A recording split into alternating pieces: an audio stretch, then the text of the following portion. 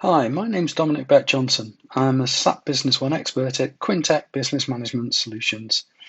This is one of our tips and tricks videos for Business One version 10 Feature Pack 2102.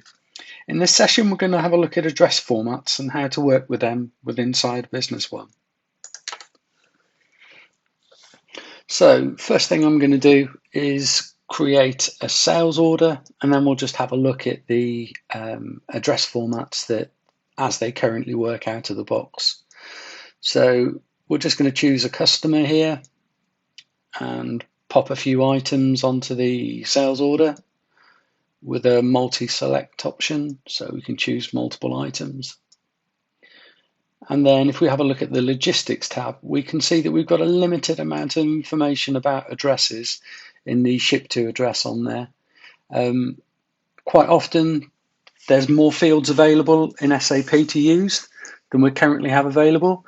So we need to know how to change it so that the fields that get populated inside of there fit the requirements for both yourself and also for the business partners that you're working with.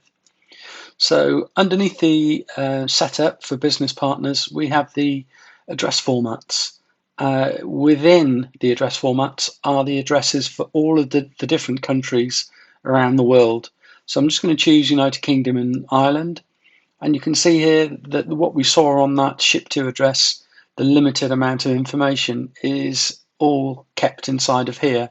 And at the moment, we've got more fields available on the right-hand side than we are actually showing. So it would be nice to add some more extra fields in there to allow us to put more detail into the address field box. So a hidden feature in SAP is this ability to add rows to documents. And if you right click, you can just go and do that. And I'm now just moving the field I've created up the table. And I'm dropping in the address name 2 into there. And I'd also want to do the same for address 3. So I'm just going to create another add row and then drop that address name 3 over there. I could move some of these fields around if I wanted them to look differently down the bottom, but I think that's going to look okay.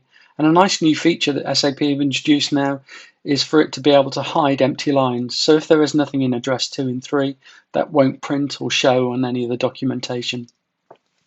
So if we now come back to our sales order, we're going to create another sales order now just to see what this will look like. I'm just going to drop down and pick up Mashima again, pick up an item, and then go to the logistics tab. You can see the address is still as it was before, but I can now add in extra details against the address name 2 and the address name 3.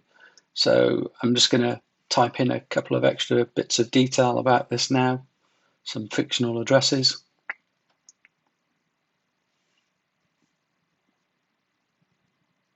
And also do the same in address name 3.